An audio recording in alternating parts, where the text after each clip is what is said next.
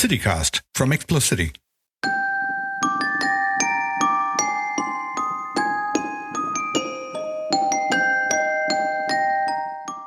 The chances of finding a pearl in an oyster are 1 in 12,000. The chances of being hit by lightning are 1 in 700,000. The odds of the soul surviving the body's death are 1 in nothing, 1 in nada, 1 in zilch. You must be asleep. Of this you are certain. Soon you will wake. And then you have this terrible thought, more terrible than this savage isle, this godless planet, this dying sun, and this snoring galaxy. What if, all this while, asleep is what you have been? And what if, from this moment forth, you, Maali Almeida, photographer, gambler, slut, never get to close your eyes ever again? You follow a throng, stumbling through the corridor. A man walks on broken legs. A lady hides a face of bruises. Many seem dressed for a wedding, because that's how undertakers decorate corpses. But many are dressed in rags and confusion. You look down, and all you see is a pair of hands that do not belong to you. You wish to inspect the color of your eyes and the face you are wearing. You wonder if the lifts have mirrors. It turns out they barely have walls. One by one, the souls enter the empty shaft and fly up like bubbles in water. This is absurd. Even the Bank of Ceylon doesn't have 42 floors. What's on the other floors, you ask anyone, with ears, checked or otherwise. Rooms, corridors, windows, doors, the usual, says a particularly helpful helper. Accounting and finance, says a broken old man, leaning on a walking stick. A racket like this won't fund itself. It's all the same, wails the dead woman with the dead baby. Every universe, every life, same old scene. You rarely dream, let alone have nightmares. You float along the edge of the shaft and something pushes you. You scream like a horror movie damsel as the wind takes you skywards. You are startled by the figure in black, floating behind you. Its cloak of black garbage bags fluttering in a feral wind. He watches as you ascend the shaft and bows as you float away. You try another question and ask what the light is, but all you get are shrugs and insults. A frightened child calls you a ponnair, an insult that alleges both homosexuality and impotence, and you will plead guilty to only one of these charges. You ask the staff about the light and get a different answer each time. Some say heaven, some say rebirth, some say oblivion. Some, like Dr. Rani, say whatever. The options hold little appeal for you, aside from maybe the latter. At level 42 is a sign with one word on it. Closed. There is an old saying, dead men tell no tales. But how wonderful and useful it would be if we could follow a conversation into the afterlife. And what more wonderful than if you wrote about this idea and then won the Booker Prize for your efforts? Is this the stuff from which dreams are made? Clearly, if you consider my guest today, Shehan Karunatilaka, winner of the Booker Prize 2022.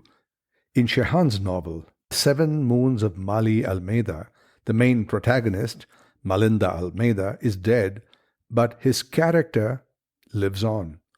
The novel, set in a terrible patch of Sri Lankan history between, say, 1983 and 1990, is the story of a photojournalist who dies. And in the afterlife, he finds himself in the in-between, which is the state between down there, which is life on earth, and the light, and where the light is revealed at the end of the book. The protagonist is confronted by, of all things, a bureaucracy in the afterlife, and he is told that he has a week or 7 moons to find out how he died if he was going to make it to the light. The novel touches the reader in many ways, not the least to wonder what happens if we were indeed to find bureaucracy in the afterlife. Even the disappointment that visits us upon such a proposition is not rational, and yet. Shehan uses the second person as his literary tool. Literary fiction written in the second person point of view is not unknown, but it is rare. This style is unusual because the narrator tells the story to the reader using the personal pronoun you. Shehan Karunatilaka's prose is compelling, gripping even. The turns of phrase and word coming together like Play-Doh in what seems to be an absently crafted sculpture. Intelligent prose is never without its humor, and Shehan's prose has a river of funny as its undercurrent. Try these.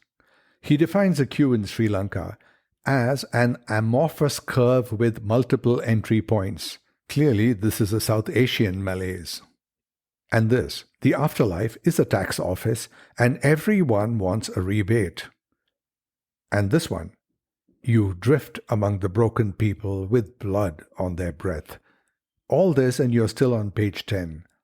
But humor is peppered through the entire narrative, and some of it is recognizable to typical snarky South Indian humor, like this on page 135. He wore a frilly shirt tailored by a blind man.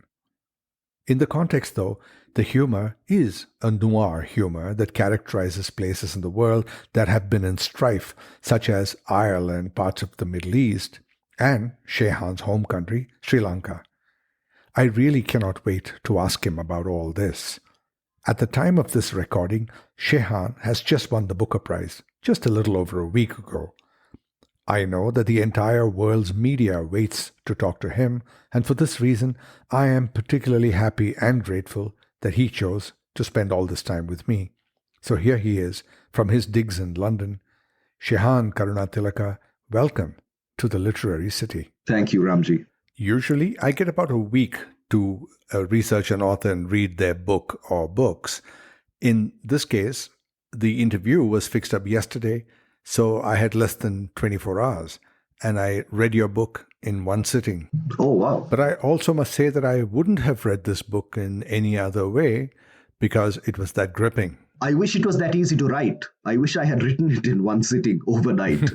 But no, I'm glad to hear that. That's very kind of you. But reading this also gave me the chance to catch up on a whole lot of associated reading, like the history of Sri Lanka and so on. So all in all, very good.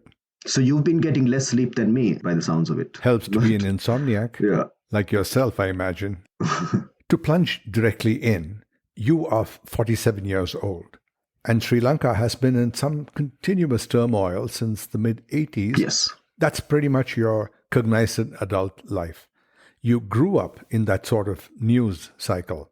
So no matter what your youthful distractions might have been, doesn't this sort of thing go straight to your DNA?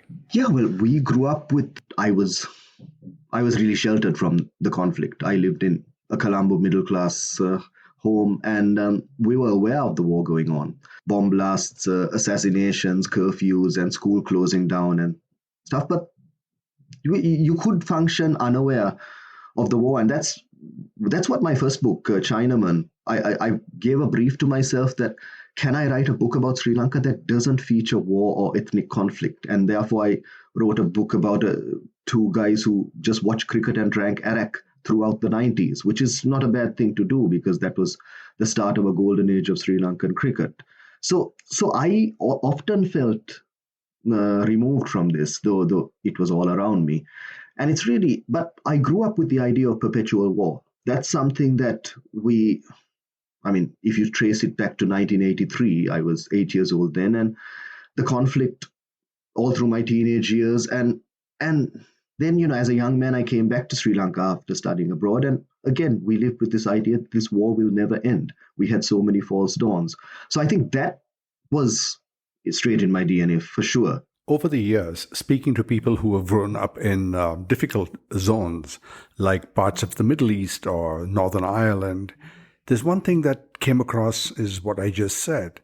From childhood, they were born into this news cycle of strife and war. And you guys, it hasn't eased up at all, hasn't it? It's one thing after another, and now the economic problems.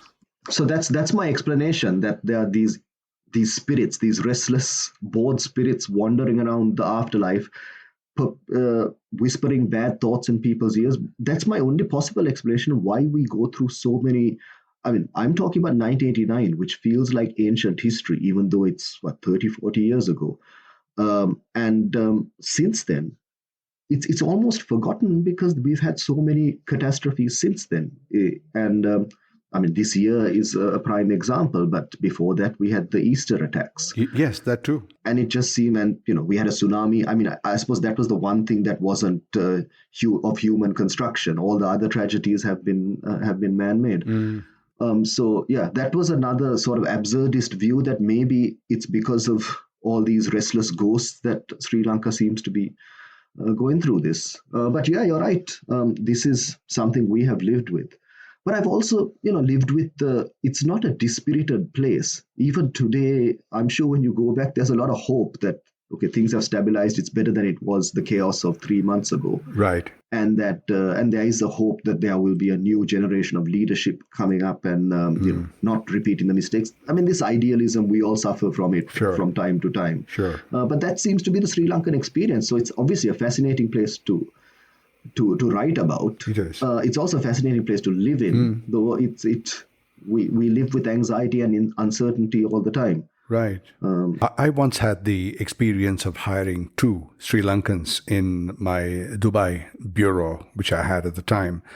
One was an Sinhalese Sri Lankan, and the other was a young Tamil boy who had run away from the LTTE after he had got weapons training and so on. Oh, wow. And the conversations that I've had with them are fascinating.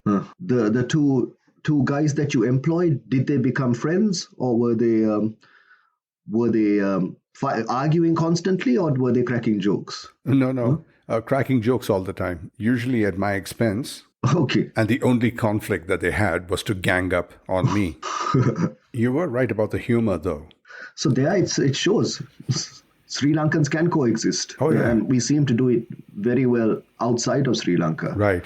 But in Sri Lanka, we seem to drum up all these conflicts. Right. Well, out of conflict comes humor. Great examples being Catch 22, Good Morning America, so many. And that sense of humor in your book is very, very typical of that noir humor that comes from a situation of strife. Would I be totally wrong? I think I take it back to the Sri Lankan smile. Yes. Which is used by, and I worked in the advertising industry. I still work, as far as I know. I think I still have a job. Do you? And there are a lot of things to decide in the next few months. But I'm sure. Yeah, the Sri Lankan smile is something we export in our tourist brochures, our airline ads. The fact that we are warm, genuine, hospitable people, which is true. I'm not denying that. And even in our cricket team, we have the smiley, happy assassins, that image. Now, I think that is all true, but also the smile it's a bit more sinister. I've deconstructed it. It's also, we smile when we're confused, right, when we're angry.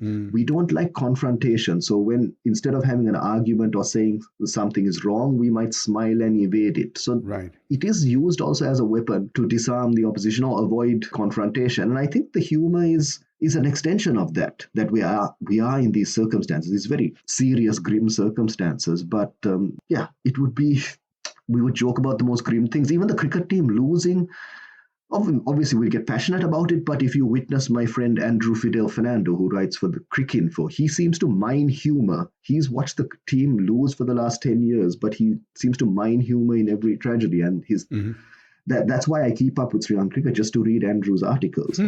So I think this has been a feature, and the literary inspirations I go to. I mean, I admire Ondaatje and Ramesh Gunasekara and so on, who are very serious, elegant writers. Not a great deal of jokes compared to Carl Muller, who I really draw from. Carl Muller's The Jamfruit Tree and the Burger Trilogy. Yes, of course. That was really that bawdy sense of humor, and written in this very crude Sri Lankan way of speaking. I really drew heavily from that for my first book, Chinaman. And even though both the books are quite sad stories, I mean, Chinaman's about an old man drinking himself to death, and the Maali Almeida is about a murdered journalist who wakes up dead. They both their characters see the absurdity of Sri Lanka, and and they crack jokes about it. And I think the example of that is if you look on Twitter or on TikTok and look at how the Aragalaya and the 2022 has been covered, and even the political cartoonists who are really at the top of their game.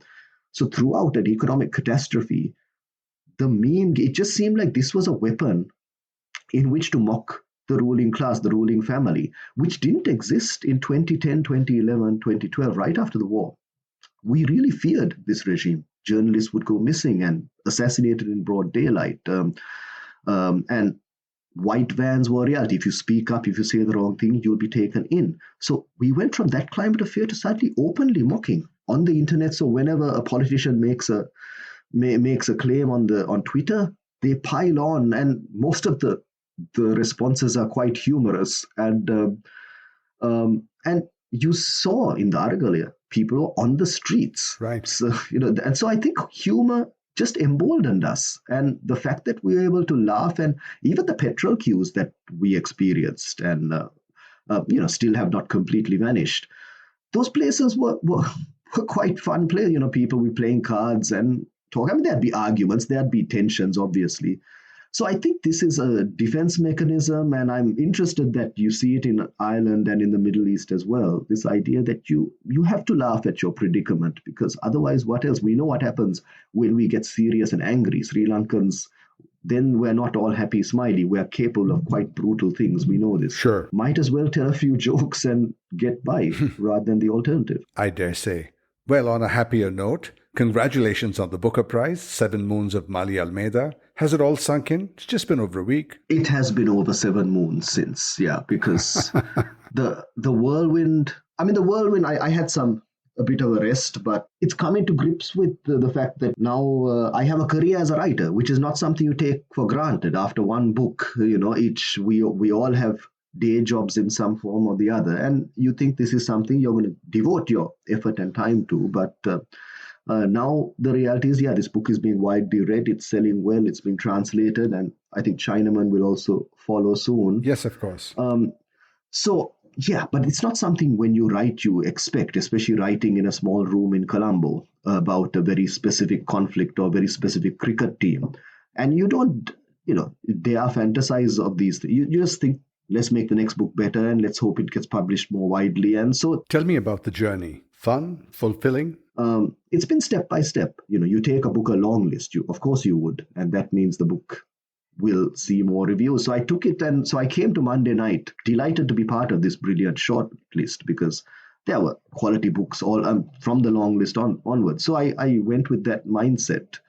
And it was a low stress evening in terms of you just have to wear a suit and, eat and drink and talk to people, chat to people. There wasn't any big speech to be given unless your name gets read out. But and it was. Fate would have it, then once the name gets read off, then you sort of click into auto gear. You think, okay, do I have my notes with me? And then it's just been 5 days of relentless live interviews and so on. So it's like now I've had some time to just sit with friends and sit with family and just talk to people and understand this. It's a wonderful thing. It just, but I would very much like to get back, probably naively. I talked to Damon Galgut after 12 months. He said, my friend, you're not going to write a word in the next 12 months. Don't expect to. I hope to prove him wrong, but, but I'm going to enjoy this. And It all still must be quite heady, right? Yeah. Now, to plunge into the book, I don't think I have read another book that is dystopian in the afterlife. Your protagonist is confronted by a bureaucracy. These lines from page 90. When you fantasized about heaven, you thought you would be greeted by Elvis or Oscar Wilde, not by a dead professor with a ledger book. I've noticed that many creative writers consider the bureaucracy an enemy, whether in this life or the afterlife. Well, I live in Southeast Asia, so I've been a victim of it every time. I dare say. But I mean, it's got better, I say. My UK visa arrived much quicker than I thought. I'm sure. And I suspect I won't have that much problems, at least for the next 12 months. I suspect. From now on. Yes. But For me, I was just looking because I had to. This was one of the challenges of this book. I guess a big technical challenge is how do you envisage the afterlife? How do you make it convincing? Right. We have this naive notion that when we breathe our last and open our eyes again, everything will be revealed. It will all make sense. And this is all wishful thinking in our view of how we envision heaven and so on, and or how we'd like to be reborn or who we were in past. There's a lot of wish fulfillment in it, and I just thought it made more sense that you open your eyes and it's as confused as it is down there. You don't know where, and so that it was an absurd enough conceit that I could mine humor from it, but also it just made sense that this is why ghosts are all these restless spirits, because they haven't got the right piece of paper with the right stamp from this place, and they haven't. How interesting. And like I said, it made sense. It was a possible explanation of why Sri Lanka seems to be plagued with tragedy. Is because perhaps there are all these restless spirits. So yeah, And the central idea being? The idea that the afterlife is a bureaucracy and God is on his or her lunch break and hasn't turned up for millennia, it just seemed to make sense to this absurd worldview. So if there was an afterlife, it should be as chaotic as... Anyway, it was a good place for me to do this puzzle of a novel. So he has to kind of unravel the rules of the afterlife in order to achieve his goals of solving his murder and exposing his photographs. But yes, bureaucracy is... But one thing I have to say, without being flippant, over the last year, Sri Lankans have learned to queue. That's certainly one skill we have acquired. So my first chapter is already dated, where I kind of poke fun of a Sri Lankan queue, which... Right, the line I read out from the monologue. Yes, you have to kind of elbow your way in. But now, petrol, gas, whatever, people queue, and breaking the queue... They're still queue jumpers, but they get dealt with sternly. So at least that's something that has come out of this. A South Asian malaise, I dare say. Now, in your book, your character is solely responsible for his journey from down below to in between to the light.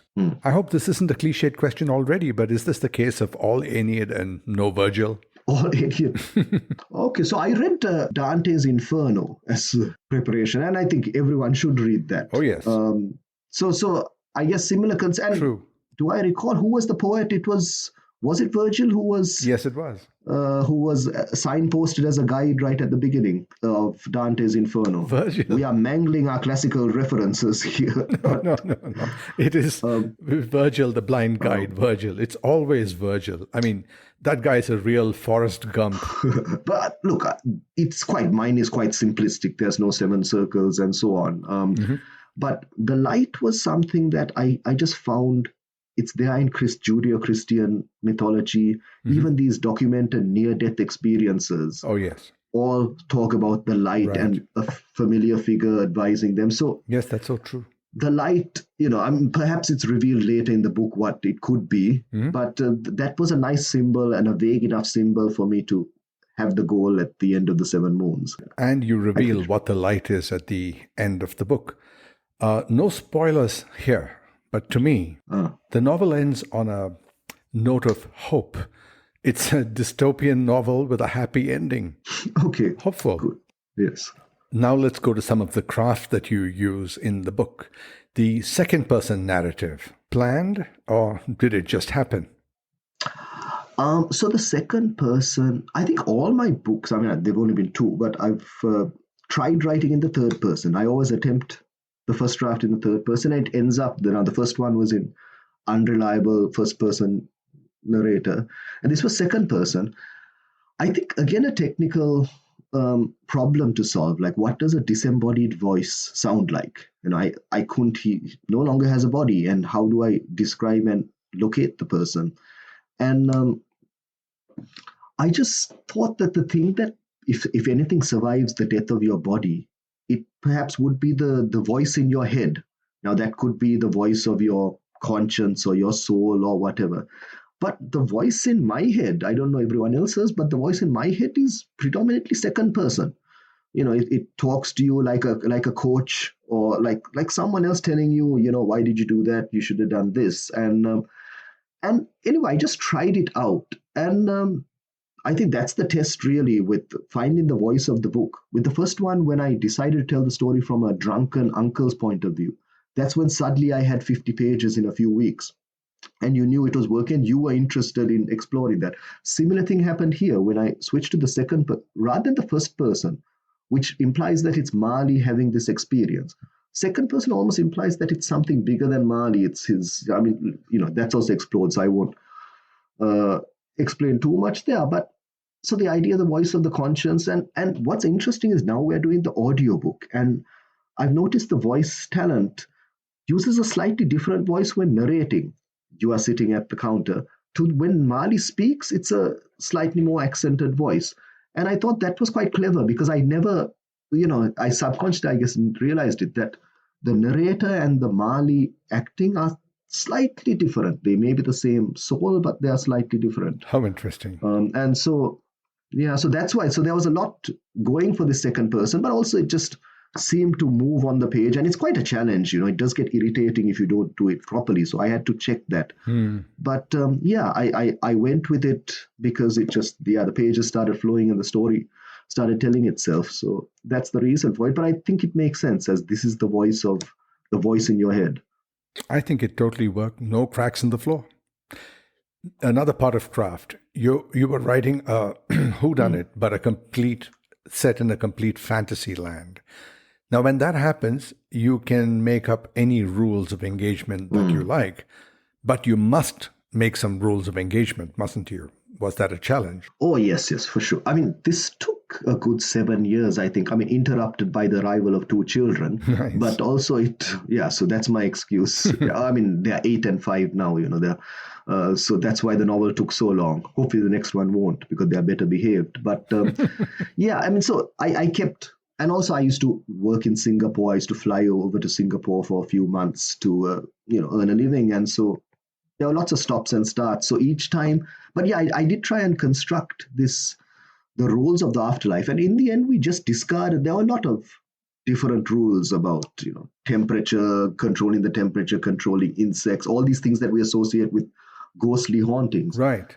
But in the end, just the few important ones was the time frame of the 7 moons that you had to resolve everything. And also the fact that, you could only go where your body has been, you could only travel by wind, and you could only go where your name is spoken, which allowed, when you're having a murder investigation, Maali could quite logically go wherever he was being discussed. And it's also another thing that I've seen in literature, the idea that you die a second death when the last person on earth speaks your name. Huh. So I think, so I took all these different borrowed elements, but in the end, I think those are the main 3 rules. We discarded lots so it didn't get complicated. Okay. But yeah, you're certainly right. A reader won't forgive you if suddenly the guy has a superpower that you didn't foresee. And I think, I confess I was looking for these the cracks, but I couldn't find any. Yeah, no. So I think this is also the value of having a wonderful editor.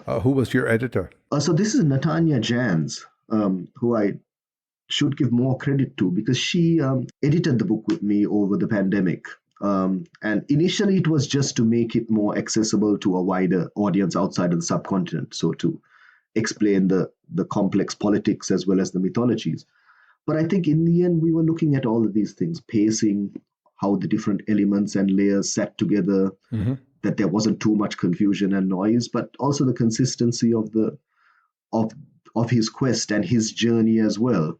That's the reason why the afterlife was able to remain consistent. And now a little about the language.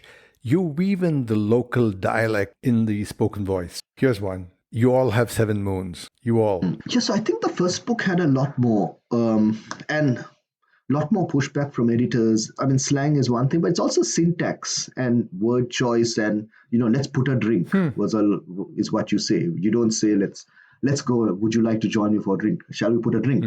So, I mean, I realized how much there was when I had to, for the audiobook, do a pronunciation guide.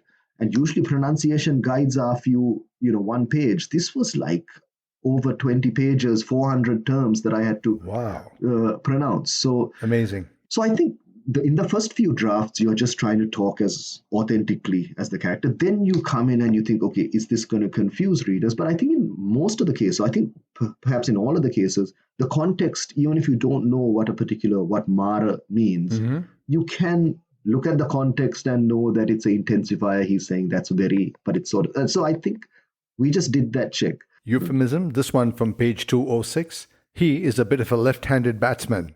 Is that a gay reference? Yeah, so that's a Sri Lankan confirmed bachelor is the other one. Confirmed bachelor. That fellow, don't you know, he's confirmed bachelor. And yes, right. Left-handed batsman is another euphemism from that. Colorful. Bats for both sides. Or euphemisms of old. Now let's go to another side of you. A lot of people will be delighted to know that you are a bass guitar player in a rock band. That's another thing we have in common. I play jazz guitar. Oh, wow. That's proper guitar with proper jazz chords. No, I used to just play power chords and... I think you're being modest because I just heard a song that you recorded with your band, Power Cut Circus. It's called Red Spit. I really enjoyed it. And I'd like to talk about the lyrics from that song. It goes like this. I'm thinking about the news I read this morning. More people dead, more people missing, right under the cops' noses. Fat politicians are impotent posers. Tell me, you wrote those lyrics. No, I didn't. The drummer wrote the lyrics for this band. So this is... Cool. Yes, Power Cut Circus. Power Cut Circus. Quite a, underrated. So, look, I came from the grunge era, the punk ethos. So I didn't know Lydians and things, we just had power chords and we played. And, I think that was something we were proud of then, but I'm not so proud of now because I wish in my youth I had actually learned proper jazz guitar and how these things work. But I think once I came to this band, Power Cut Circus, I was very much wanted to be a bass player. So I saw myself as a failed guitarist. And I just did that. And our songs were sort of jammed rather than constructed. You come with a song. And I remember the drum, everyone used to write lyrics. And for some reason, I think I was probably writing Chinaman at the time. I didn't write that many lyrics for this band. And Dinesh, the drummer, Dinesh Manuel, who was the great talented drummer, he wrote this I suppose it's a poem almost about just walking down Gaul Road. And during the time of checkpoints and which, seems like so long ago. And it wasn't real. It's less than 20 years ago. So no, I didn't write these lyrics. It was him. But they do fit the current narrative. They certainly do, yeah. And I fantasized about being a great musician, not about being a great writer. But the thing is, I wrote every day. I didn't play guitar every day. And that, I think, is telling. In my 20s, for some reason, I would write every day, even a diary entry or something. But I didn't pick up my guitar unless I had a gig. And I think that's telling where my musical... Whereas now, I'm using it as a tool while I'm writing. So I bought myself a piano or a keyboard during the pandemic. I just bought myself a drum kit just before I left for Booker as a gift to myself. And now I play a bit of guitar and bass. So, when I'm taking breaks during the day, I'll play some scales and all that. So do I have your permission to play Red Spit at the end of this podcast? Sure. I should ask the other guys, but I don't think they'll have any problem. No one's been asking Power Cut Circus tracks. Yeah. They will after this podcast. Yeah. So for our listeners, at the very end of this podcast, right after What's That Word, there's a treat featuring Shehan Karunatilaka playing bass in... Red Spit by Power Cut Circus, yes. Red Spit by Power Cut Circus. Because that's a great name, Power Cut Circus. We were thinking of resurrecting it because it makes sense for 2022. You should. Power Cut Circus, how else would you... And there's a link in the podcast description to where you can buy the book, 7 Moons of Maali, Almeida, Booker Prize winner 2022. Fantastic. A couple of quick things before we go. I remember reading somewhere that you once said about a description of yourself some years ago in the Gaal Literary Festival, that you were crawling all over Unawatuna Beach offering massages to anyone with a printing press. That was a while ago. Now, I dare say that those with printing presses will be offering you massages. That's true. Well, that's a long time ago. When I just finished Chinaman, I was looking for someone to... I was self-publishing it, so I was looking for printers rather than publishers. Quite a long time ago. You're going back to Red Spit days and... Days that I dare say that you probably will not leave behind. Now, your next book is called The Birth Lottery. I have a copy, but I haven't read it yet. I will, and I hope that you will come back on the show to discuss it. Of course, yes. Congratulations again on the Booker Prize, and Shehan Karunatilaka. Thank you so much for being my guest today on The Literary City. Thank you, Ramji. It was a pleasure. And that was the 2022 winner of the Booker Prize, Shehan Karunatilaka. Just to remind all listeners that right at the end of this podcast, after What's That Word, there is a recording of Shehan Karunatilaka playing bass for the song Red Spit by Parkut Circus. And I'll be back with What's That Word, that fun segment where we look at words and phrases that we use all the time but never stop to think about, in a minute or less, depending on which country you're in.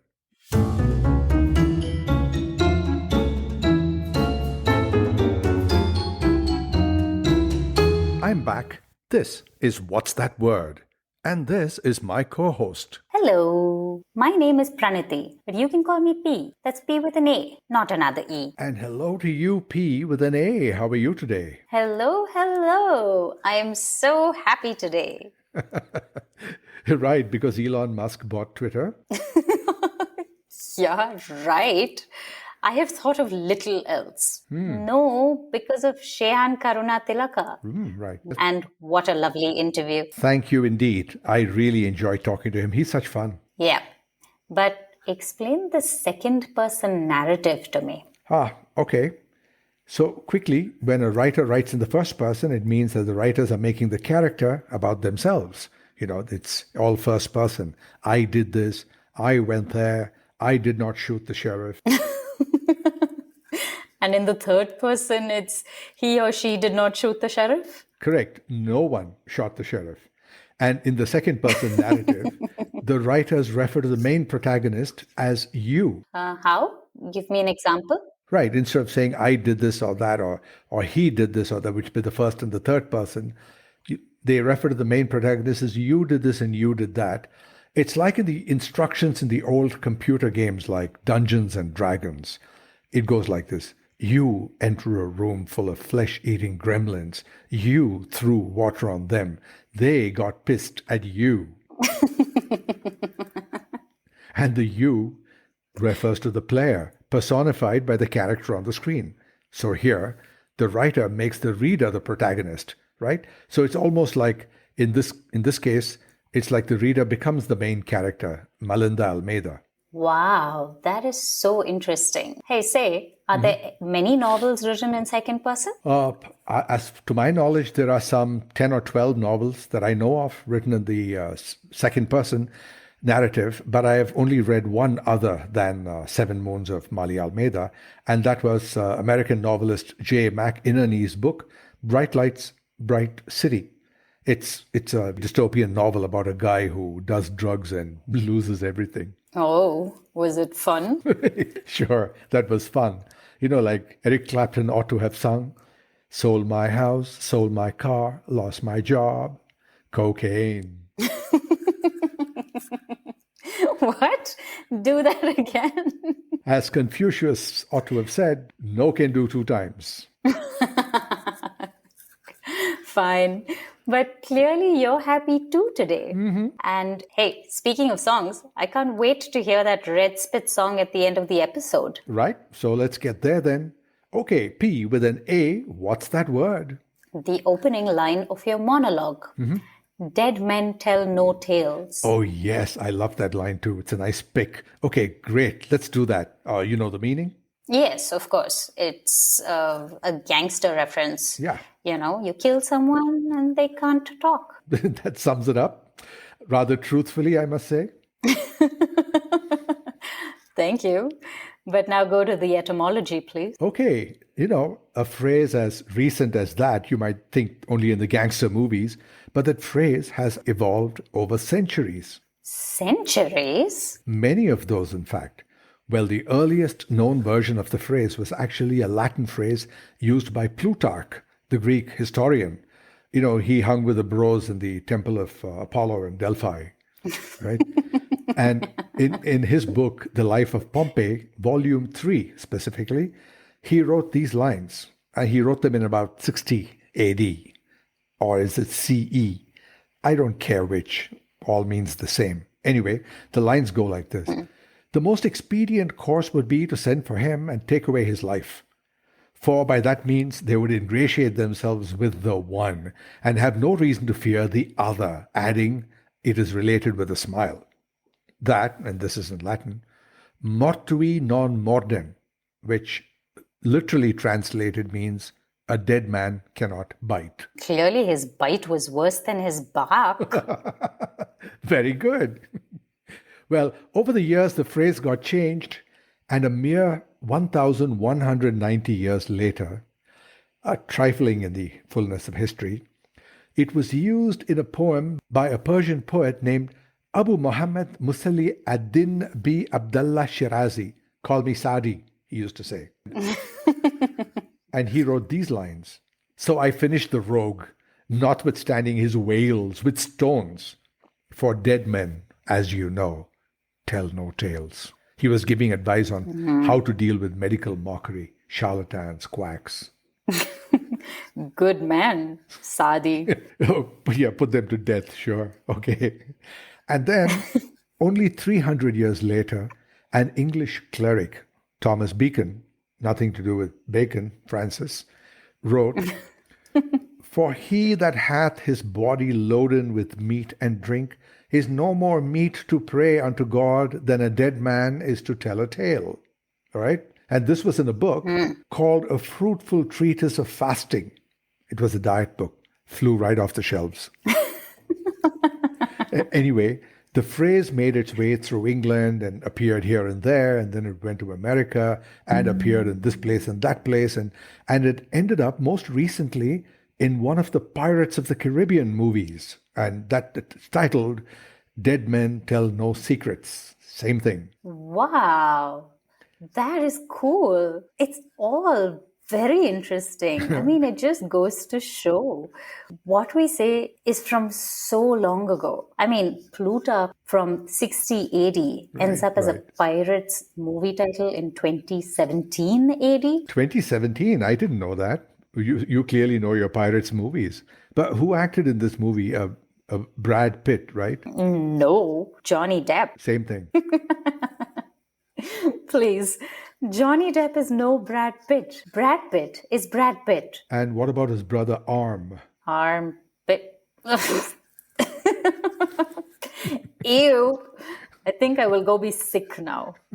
But please play the song. Everyone's waiting for it. And I will say bye. And that is our show. I would like to thank my guest, Shehan Karunatilaka, and my co-host Pranati P with an A, Mother. And thank you for being here and for listening. But before you go, hit that subscribe button. Never miss an episode. And now, as promised, here is Shehan Karunatilaka playing bass for his band Power Cut Circus and their song Red Spit. Freeze frame.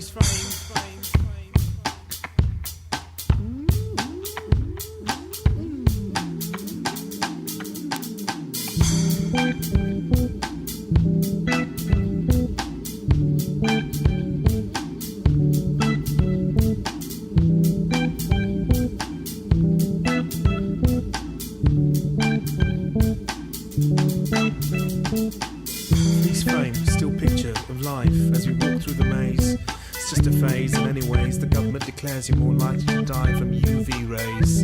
And I'm walking these hot, sticky streets, dodging mud, red spit, and crow shit. And I'm thinking about the news that I read this morning. You see more people's dead, more people's missing, right under the cops' noses, while the fat politicians are impotent posers, waving us away like flies when the motorcade passes by.